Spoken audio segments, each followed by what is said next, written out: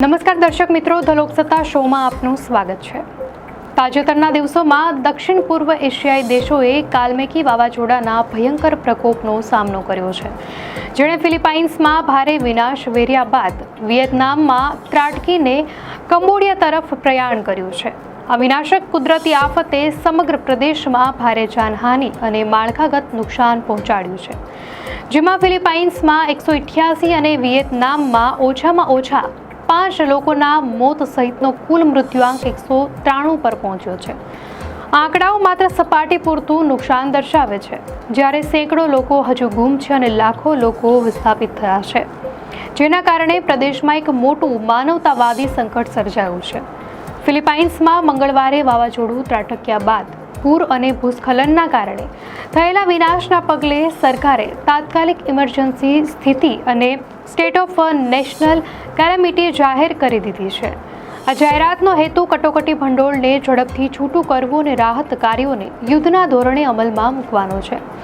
દેશભરમાં લગભગ 2 મિલિયન લોકો અસરગ્રસ્ત થયા છે અને આશરે 5 લાખથી વધુ નાગરિકોને કામચલાઉ રાહત છાવણીઓમાં આશ્રય લેવાની ફરજ પડી છે। સશસ્ત્ર દળો અને ડિઝાસ્ટર રિસ્પોન્સ ટીમો દિવસ રાત કાટમાળ સાફ કરવા અને ફસાયેલા લોકોને બચાવવાના જોખમી મિશનમાં કાર્યરત છે, પરંતુ હવામાનની પ્રતિકૂળ પરિસ્થિતિઓ અને તૂટેલા પુલોને કારણે અંતરિયાળ વિસ્તારોમાં સહાય પહોંચાડવી એક મોટો પડકાર બની રહી છે। વાવાઝોડું ફિલિપાઇન્સમાં તબાહી મચાવીને દક્ષિણી ચીન સાગર પાર કરીને વિયેતનામ પહોંચ્યું હતું, જ્યાં પવનની ઝડપ 149 કિલોમીટર પ્રતિ કલાકની હતી। વિયેતનામ માટે આ આફત બેવડો ફટકો સાબિત થઈ છે, કારણ કે તે હજુ અઠવાડિયાઓ પહેલા થયેલા રેકોર્ડ વરસાદ અને પૂરના નુકસાનમાંથી બહાર આવી રહ્યું હતું। વિયેતનામના દાક લેક પ્રાંત સહિત દરિયાકાંઠાના અનેક વિસ્તારોમાં ઘરોને ભારે નુકસાન પહોંચ્યું છે, હજારો વૃક્ષો ઉખડી ગયા છે અને વીજળીની માળખાગત સુવિધાઓને પણ ભારે નુકસાન પહોંચ્યું છે। તો વડાપ્રધાન ફામ મિન ચીને તાત્કાલિક ઓનલાઈન બેઠક યોજીને લોકોને સુરક્ષિત સ્થાનો પર ખસેડવા અને ખોરાક પાણીના પુરવઠાને અગ્રતા આપવાની સૂચના આપી હતી। આ મહાકાય રાહત કામગીરી માટે વિયેતનામની સેનાના 1.60 લાખથી વધુ સૈનિકો અને કર્મચારીઓને તૈનાત કરવામાં આવ્યા છે, જેઓ ખાસ કરીને પૂર અને ભૂસ્ખલન સંભવિત વિસ્તારોમાં તત્કાલીન સહાય પૂરી પાડવામાં સક્રિય છે। કાલમેઘી વાવાઝોડાની સૌથી ગંભીર અસરોમાંની એક તેના આર્થિક અને કૃષિ ક્ષેત્રે થયેલા નુકસાન છે। દક્ષિણ પૂર્વ એશિયાના આ દેશોની અર્થવ્યવસ્થાનો મોટો હિસ્સો કૃષિ અને માછીમારી પર આધારિત છે। પૂરના પાણી ભરાઈ જવાના કારણે ફિલિપાઇન્સ અને વિયેતનામમાં હજારો હેક્ટરના ડાંગરના પાક અને અન્ય રોકડિયા પાકો નાશ પામ્યા છે। માછલીના તળાવો અને દરિયાકાંઠાના વિસ્તારોમાં માછીમારીની બોટોને પણ વ્યાપક નુકસાન થયું છે। માળખાગત સુવિધાઓ જેમ કે રસ્તાઓ, પુલો અને વીજળીના નેટવર્કના વિનાશથી પુરવઠા શૃંખલા ખોરવાઈ ગઈ છે, જેના કારણે આવશ્યક ચીજ વસ્તુઓના ભાવમાં પણ વધારો થવાની અને પ્રદેશમાં લાંબા ગાળાની આર્થિક અસરો થવાની સંભાવના છે। આર્થિક નુકસાનની પુનઃપ્રાપ્તિ માટે વિદેશી સહાય અને લાંબા ગાળાના પુનર્વસન કાર્યક્રમોની જરૂર પડશે। હાલમાં વાવાઝોડું નબળું પડીને કંબોડિયા અને લાઓસ તરફ આગળ વધ્યું છે, જ્યાં ભારે વરસાદની ચેતવણીઓ આપવામાં આવી છે। જોકે મુખ્ય ચિંતા ફિલિપાઇન્સની છે, જ્યાં પેસિફિક સમુદ્રમાં બીજું એક સંભવિત શક્તિશાળી વાવાઝોડું સર્જાઈ રહ્યું છે। ફિલિપાઇન્સ સરકારે આ જોખમને ધ્યાનમાં રાખીને અગાઉથી જ તૈયારીઓ શરૂ કરી દીધી છે, જે દર્શાવે છે કે આ પ્રદેશ આબોહવા પરિવર્તનને કારણે કુદરતી આફતોના સતત અને વધુ તીવ્ર થતા પડકારોનો સામનો કરી રહ્યો છે। કાલમેઘી જેવા વિનાશક વાવાઝોડાની સતત આવર્તન અને તેની વધતી તીવ્રતા એ વૈશ્વિક સ્તરે થઈ રહેલા આબોહવા પરિવર્તન સાથે પણ ગાઢ રીતે જોડાયેલી છે।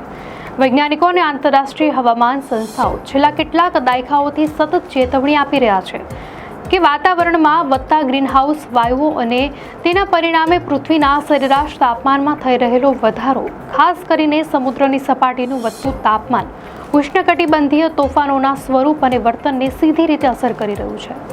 દક્ષિણ પૂર્વ એશિયા, જે પેસિફિક મહાસાગરના પશ્ચિમી ભાગમાં સ્થિત છે, તે આ પરિવર્તનનો સૌથી મોટો ભોગ બની રહ્યો છે। વાવાઝોડાને ટકાઉ રાખવા અને તેને વધુ મજબૂત બનાવવા માટે ગરમ સમુદ્રી પાણી એ બળતણ સમાન છે। જેમ જેમ વૈશ્વિક તાપમાન વધી રહ્યું છે, તેમ તેમ સમુદ્રની સપાટીનું તાપમાન પણ વધી રહ્યું છે।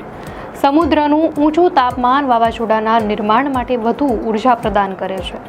આના કારણે માત્ર વાવાઝોડાની તીવ્રતા જ નથી વધતી, પરંતુ તે વધુ લાંબા સમય સુધી ટકી રહેવાની ક્ષમતા પણ મેળવે છે. કાલમેઘી જેવા વાવાઝોડાની વિનાશક શક્તિ પાછળ સમુદ્રના ગરમ પાણીનો મોટો ફાળો છે. ગરમ હવા ઠંડી હવા કરતાં વધુ ભેજ પકડી રાખે છે. આબોહવા પરિવર્તનના કારણે વાતાવરણ ગરમ થવાથી વાવાઝોડું તેના માર્ગમાં વધુ ભેજ ખેંચી શકે છે. આના પરિણામે કાલમેઘી જેવી સિસ્ટમ્સ ટૂંકા ગાળામાં મુશળધાર અને રેકોર્ડ બ્રેક વરસાદ વરસાવી શકે છે. વિયેતનામમાં વાવાઝોડા પહેલાં થયેલો અસાધારણ વરસાદ અને વાવાઝોડા સાથે આવેલો વરસાદ જેણે પૂર અને ભૂસ્ખલનની ઘટનાઓને વધુ ગંભીર બનાવી, તે સીધો આબોહવા પરિવર્તન સાથે જોડાયેલો છે. વધુ વરસાદના કારણે કૃષિ પાકને પણ મોટું નુકસાન થાય છે, જે આર્થિક સંકટ સર્જે છે.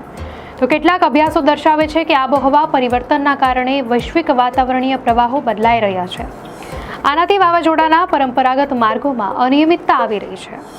ક્યારેક વાવાઝોડા અસામાન્ય રીતે ઝડપથી તીવ્ર બને છે અથવા અણધાર્યા માર્ગો પર આગળ વધે છે, જેના કારણે તૈયારી માટે ઓછો સમય મળે છે, જેમ કે ફિલિપાઇન્સ અને વિયેતનામમાં જોવા મળ્યું.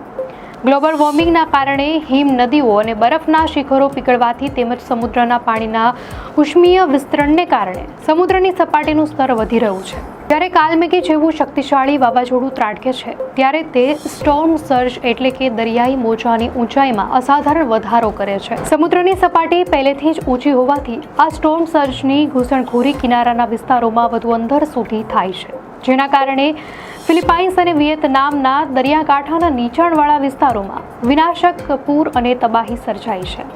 આમ કાલમેઘી વાવાઝોડા જેવી ઘટનાઓ માત્ર હવામાનની ઘટનાઓ નથી, પરંતુ તે આબોહવા પરિવર્તનની ગંભીર અસરોનું જીવતું જાગતું ઉદાહરણ પણ છે.